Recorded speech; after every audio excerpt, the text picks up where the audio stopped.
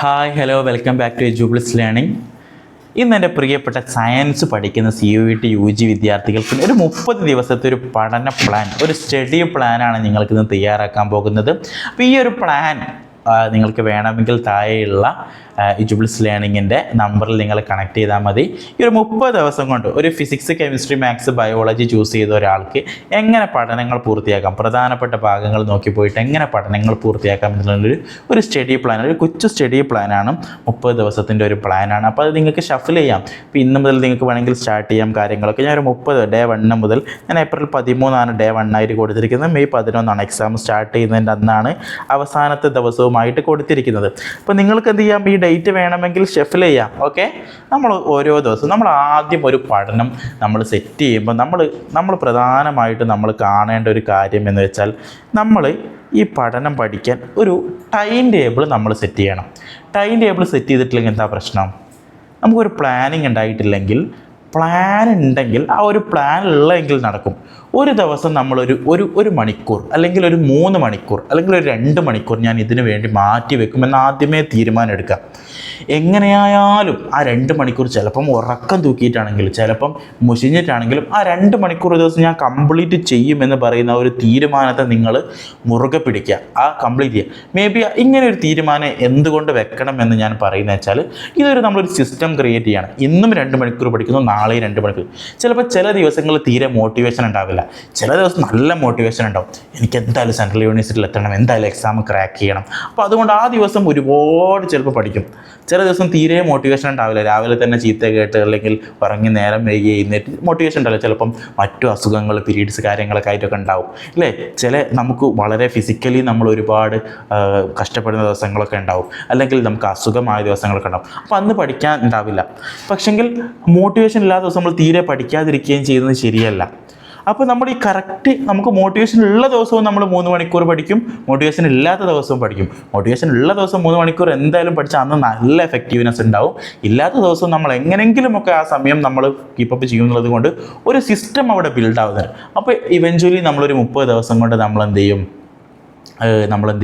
നമ്മൾ ഈ ഒരു എക്സാമിന് വേണ്ടിയിട്ടുള്ളൊരു കാലിബർ നമ്മൾ ഉണ്ടാക്കിയെടുക്കും. അപ്പോൾ അതുകൊണ്ട് ഞാനിവിടെ സെറ്റ് ചെയ്തിരിക്കുന്ന ഒരു പ്ലാൻ, ഒരു 4 ഹവർ ഡെയിലി, ഒരു 4 ഹവർ നിങ്ങൾ ഇതിന് മാറ്റി വെക്കുക എന്നുള്ള നിലക്കാണ് ഞാൻ കണ്ടത്. അതിൽ 2 ഹവർ ഒരു സമയവും പിന്നെയുള്ള 2 ഹവർ മറ്റൊരു സമയവും നിങ്ങൾ മാറ്റി വെക്കുന്നുള്ളൂ. അപ്പോൾ ഈ ഏറ്റവും ഒതൻറ്റിക്കായിട്ട് ഞാൻ പറയുന്നത് രാവിലെ ഏർലി മോർണിംഗിൽ നിങ്ങൾ 6 to 8 ഒരു 1ഉം, പിന്നെ അതുപോലെ തന്നെ നിങ്ങൾ 10 to 12 അല്ലേ ഒരു സെക്കൻഡ് ഷിഫ്റ്റും നിങ്ങൾ കാണാം. കാരണം 6 to 8 എന്തുകൊണ്ടാണ് പറയുന്നത്, ഇത് ഏർലി മോർണിംഗ് ആണ്, നല്ല ഫ്രഷ്നെസ് ഉണ്ടാവും. ആ സമയത്ത് പഠിച്ചാൽ നല്ലൊരു ഉപകാരം കിട്ടും. അപ്പം ഈ ഒരു സമയത്ത് നമ്മൾ സബ്ജക്റ്റ് 1 നോക്കുക, ഒരു സബ്ജക്റ്റ് ഈ ഒരു സമയത്ത് നോക്കുക. നമ്മൾ സ്റ്റഡി ടൈം 2ൻ്റെ സമയത്ത് സെക്കൻഡ് സബ്ജക്റ്റ് നോക്കുക. അപ്പോൾ ഇവിടെ ഞാൻ സെറ്റ് ചെയ്ത് നോക്കൂ, ഞാൻ ഓരോന്നിലും ഫിസിക്സും കെമിസ്ട്രിയും ആണ് ഞാൻ ആദ്യ ടൈമായിട്ട് കൊടുത്തിരിക്കുന്നത്. ഓക്കെ, താരതമ്യേന ചില ആളുകൾക്ക് മാത്സ് ബുദ്ധിമുട്ടുണ്ടാവും. അപ്പോൾ ഞാൻ കൊടുത്തിരിക്കുന്നത് ഫിസിക്സും കെമിസ്ട്രിയും രാവിലെ, ഇന്ന് രാവിലെ ഫിസിക്സ് എന്ത് ചെയ്യാം, അതുപോലെ തന്നെ ഇന്ന് 12 മണിക്ക് പ്യുവർ മാത്സ് അല്ലേ, പ്ലഡ് മാത്സ്, പ്യുവർ മാത്സ് ഉണ്ടാവും. അതിൽ നമുക്ക് ക്വസ്റ്റ്യൻസ് ഓപ്റ്റ് ചെയ്യാനുള്ള ഓപ്ഷൻസൊക്കെ ഉണ്ട് അല്ലേ. അപ്പോൾ നമുക്ക് ചിലപ്പം കൂടുതൽ പ്യുവർ മാത്സ് തന്നെ അറ്റൻഡ് ചെയ്യാം. പക്ഷേ രണ്ടും കൂടെ പഠിക്കുന്ന രീതിയിലാണ് ഞാൻ ഇവിടെ സെറ്റ് ചെയ്തിരിക്കുന്നത്. അപ്പോൾ ഇന്ന് നിങ്ങൾ എന്ത് ചെയ്യാം, രാവിലെ ഇലക്ട്രിക് ചാർജസ് ആൻഡ് ഫീൽഡ്സിൻ്റെ ഒരു പകുതി ഭാഗം നിങ്ങളിന്ന് പഠിക്കുക. ഓക്കെ, ആ ഒരു ഫസ്റ്റ് ചാപ്റ്റർ അതാണല്ലോ ഫിസിക്സിൻ്റെ. അപ്പോൾ അതിനുശേഷം ഉച്ചയ്ക്ക് ശേഷം പ്യുവർ മാത്സിൽ റിലേഷൻസ് ആൻഡ് ഫങ്ഷൻസ് അതിൻ്റെ കാര്യങ്ങൾ ആ NCERT ഒന്ന് കംപ്ലീറ്റ് ചെയ്യുക. അതിൻ്റെ മോക്ക് ടെസ്റ്റുകളൊക്കെ ഒന്ന് ചെയ്ത് നോക്കുക. നാളേക്ക് വരും സൊല്യൂഷൻസ് അല്ലെ, കെമിസ്ട്രിയുടെ സൊല്യൂഷൻ വലിയൊരു പാടാണ്. അപ്പോൾ അത് പകുതിയൊക്കെ 2 ദിവസം നമുക്കതിനിടാം. ഓക്കെ, ഇനി നിങ്ങൾക്ക് ഒരു ദിവസം തന്നെ തീർക്കണമെങ്കിൽ എന്ത് ചെയ്യാം, ഈ കെമിസ്ട്രി എന്ത് ചെയ്യാം, നിങ്ങൾക്ക് ഉച്ചയ്ക്ക് ശേഷത്തേക്ക് ഇടാം. പക്ഷേങ്കിൽ നമ്മൾ എല്ലാ ടോപ്പിക്സും ഒരേപോലെ കൊണ്ടുപോകാന്നുള്ള നിലക്ക് നമ്മൾ എന്ത് ചെയ്യാം, ബയോളജി എടുക്കുകയാണ്, ബയോളജിയുടെ ആദ്യത്തെ ചാപ്റ്റർ.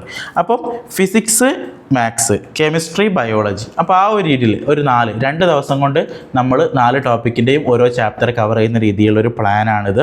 അപ്പോൾ ഇതിൽ നമ്മൾ ഏപ്രിൽ 19 ആകുമ്പോൾ നമ്മളൊരു ആദ്യ മെഗാ മോക്ക് ടെസ്റ്റ് ഒക്കെ ഉണ്ട്. അപ്പോൾ ഇവിടെ നിങ്ങൾ എന്താ ചെയ്യേണ്ടതെന്ന് വെച്ചാൽ, ഏപ്രിൽ 19 ആകുമ്പം നിങ്ങൾ ഒരാഴ്ച പഠിച്ചിട്ട് ഒരു ചാപ്റ്റർ അല്ലേ, ഒരാഴ്ച നിങ്ങൾ കവർ ചെയ്തിട്ട് അതിൻ്റെ ആദ്യത്തെ PYQ എടുത്ത് നോക്കുക, ഡൗൺലോഡ് ചെയ്യുക, NTS സൈറ്റിൽ നിന്നൊക്കെ ഡൗൺലോഡ് ചെയ്തിട്ട് അത് വെറുതെ റാൻഡമായിട്ട് ചെയ്ത് നോക്കാം.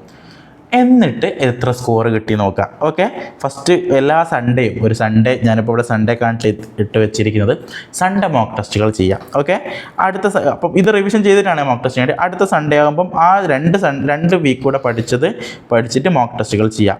അടുത്ത സൺഡേ ആകുമ്പം ഒന്നുകൂടെ PYQs അല്ലേ. ഈ മോക്ക് ടെസ്റ്റുകളിൽ ഞാൻ പറയുന്നത് ഫസ്റ്റത്തെ 2 വീക്സിൽ PYQ തന്നെ ആവണം എന്നില്ല. നിങ്ങൾ ആ പഠിച്ച പാഠങ്ങളുടെ മോക്ക് ടെസ്റ്റ് അല്ലേ, NCERT മോക്ക് എന്നൊക്കെ പറഞ്ഞ ഒരുപാട് ആപ്പുകളൊക്കെ കിട്ടും. അപ്പോൾ അതിലൊക്കെ കയറിയിട്ട് മോക്ക് ടെസ്റ്റുകൾ ചെയ്ത് നോക്കുക. ആ ആപ്പിൻ്റെ ആ ഒരു ചാപ്റ്ററിൻ്റെ മാത്രം. അപ്പോൾ 2 വീക്ക് കഴിഞ്ഞാൽ നമ്മുടെ ഒരു പഠനം 50% കഴിഞ്ഞു. അതിനുശേഷം PYQകൾ ചെയ്ത് നോക്കുക. ഇതാണൊരു മെയിൻ സ്ട്രാറ്റജി. അതിനുശേഷം 3-ാമത്തെ വീക്ക് കൂടെ കഴിഞ്ഞു, 4-ാമത്തെ വീക്ക് കൂടെ കഴിഞ്ഞാൽ പിന്നെ ഫുൾ ഡേ നിങ്ങൾ എന്ത് ചെയ്യാം, നിങ്ങൾ PYQകൾ ചെയ്യുക. ഓരോ ദിവസവും PYQകൾ ചെയ്യുക. PYQകൾ ഏത് ഏരിയയിലാണോ നിങ്ങൾക്ക് സ്കോർ കുറവുള്ളത് ആ ഭാഗം വീണ്ടും റിവിഷൻ ചെയ്തിട്ട് നിങ്ങൾ വീണ്ടും എന്ത് ചെയ്യുക, ക്വസ്റ്റ്യൻസ് PYQകൾ അറ്റൻഡ് ചെയ്ത് നോക്കുക. ഇതാണ് ഒരു നല്ലൊരു സ്ട്രാറ്റജിയാണ്, നല്ലൊരു സ്റ്റഡി പ്ലാനാണ്. If you want this you can connect on the below number. നമ്മുടെ താഴെയുള്ള അഡ്മിഷൻ കൗൺസിലർ നമ്പറിൽ കണക്ട് ചെയ്ത് നിങ്ങൾക്ക് ഈ ഒരു പ്ലാൻ നമ്മൾ പ്രൊവൈഡ് ചെയ്യുന്നതായിരിക്കും. അപ്പോൾ ഈ ഒരു പ്ലാന് പ്രകാരം കൃത്യമായിട്ട് നിങ്ങൾ പഠിക്കുകയാണെങ്കിൽ കൂടെ നിങ്ങൾക്ക് എന്ത് ചെയ്യാൻ പറ്റും, ഒരു വിധത്തിലൊക്കെ നമ്മുടെ ഒരു സബ്ജക്റ്റുകൾ കവർ ചെയ്യാൻ പറ്റും. ഒരു 30 ദിവസം കൊണ്ടുള്ളൊരു കൺജസ്റ്റഡ് ആയിട്ടുള്ളൊരു പ്ലാൻ ആണെങ്കിൽ കൂടെ നിങ്ങൾക്ക് എന്തെങ്കിലും ഒരു പ്ലാൻ സെറ്റ് ചെയ്യാൻ പറ്റും, ഒരു ടാർഗറ്റ് സെറ്റ് ചെയ്യാൻ പറ്റും. അപ്പം ഈ ഒരു പ്രകാരം നിങ്ങൾ പഠിക്കാൻ താല്പര്യമുണ്ടെങ്കിൽ ഇതിൻ്റെ കറക്റ്റ് ലെക്ചർ ക്ലാസ്സുകളും നോട്ട്സുകളും നമ്മുടെ എജ്യൂബിൾസ് ലേണിങ്ങിൻ്റെ ആപ്ലിക്കേഷനിൽ അവൈലബിൾ ആണ്.